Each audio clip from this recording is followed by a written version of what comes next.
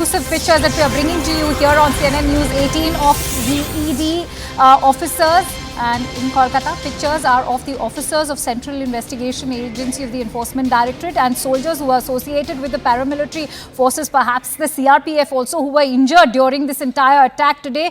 As you can see, they are hospitalized. Those are images focusing on the kind of injuries that have been sustained by those ED officers who were attacked by the Trinamool Congress today.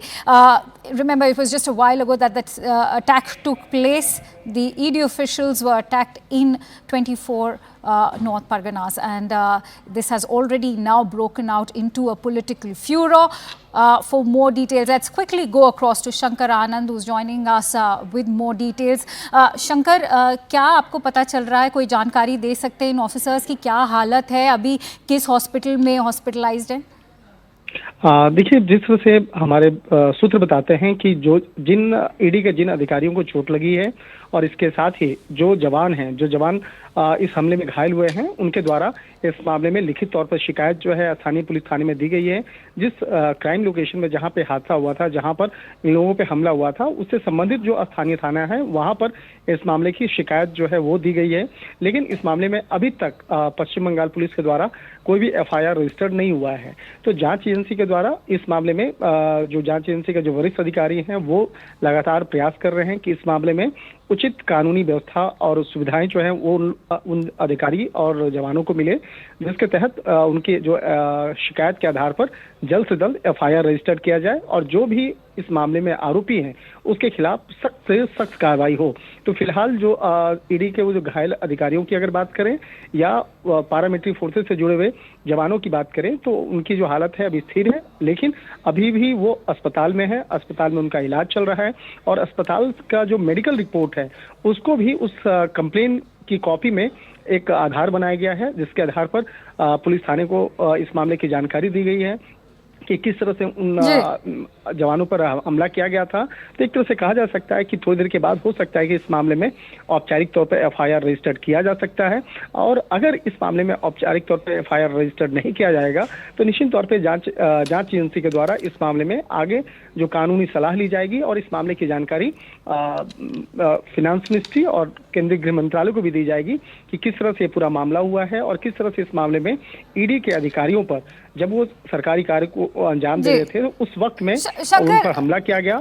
Shankar ji, जब ये attack हो रहा था तब red जो है TMC leader Sheikh Shahjahan के घर पे कंडक्ट की जा रही थी, कुछ जानकारी दे सकते हैं कि अभी कहाँ है शेख शाहजहां? देखिए, इस मामले में अभी औपचारिक तौर पर कोई जानकारी नहीं दी गई है, लेकिन जो हमलावर थे उनकी पहचान कर ली गई है। जो पुलिसकर्मी जो हैं, कुछ पुलिसकर्मियों ने उनके शॉट्स जो है अपने मोबाइल पे भी बनाए हैं और स्थानीय लोगों के द्वारा भी उसकी पहचान करवाई जाएगी। लेकिन सबसे बड़ी बात है, क्या इस मामले में एफआईआर को आज रजिस्टर्ड किया जाएगा या नहीं? सबसे बड़ी बात यह है क्योंकि एफआईआर रजिस्टर्ड होने के बाद ही आगे की जो औपचारिकताएं हैं उसको पूरा किया जाएगा।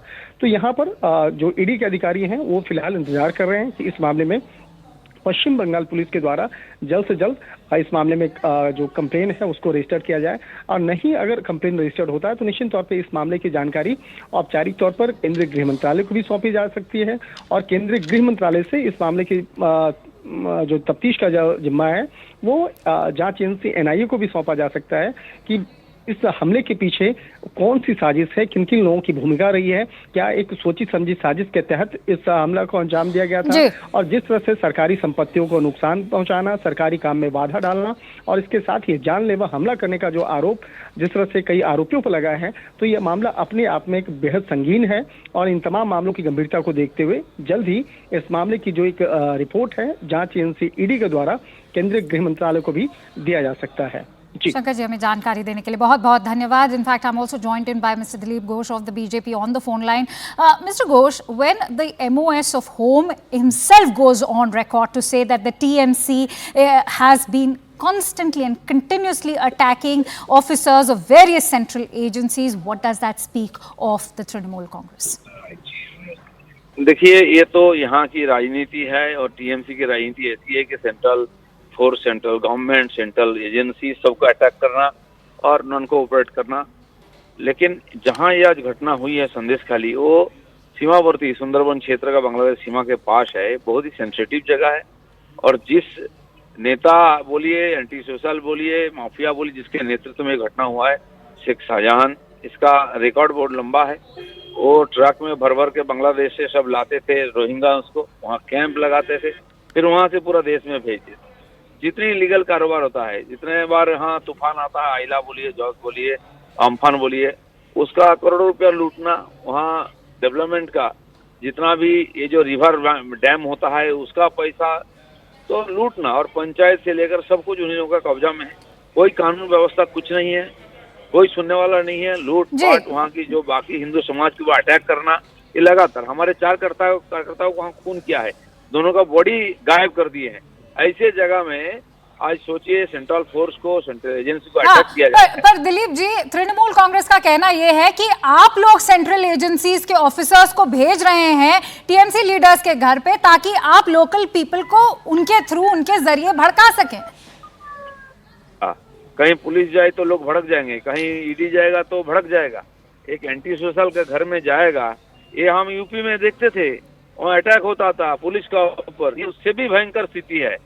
इसलिए सरकार को कड़ाई से पेश आनी चाहिए। लगभग 1000 किलोमीटर सीमा असुरक्षित है वहाँ। यहाँ की सरकार बाढ़ लगाने नहीं देती है वहाँ। पिछले 10 साल से, 15 साल से होम मिनिस्टर से माननीय राजनाथ जी वो आके मीटिंग करके गए, उनको बोल दिया हम नहीं देंगे, आप खरीद लीजिए जमीन। पैसा भेजने के बावजूद यहाँ होता है। ये उनकी राजनीति है, जानबूझकर सीमा को असुरक्षित रखना, उधर से वोटर्स को, घुसपैठिया को लाना, और इस प्रकार एक अव्यवस्था रख करके राजनीतिक फायदा लेना, ये उसी का नतीजा है।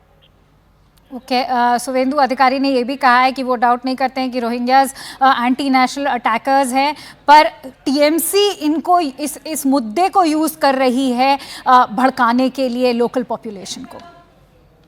बिल्कुल सही है, जो कर रहे हैं ये टीएमसी के लोग हैं और नेता टीएमसी के हैं, और ये पैसा भी टीएमसी का ही है।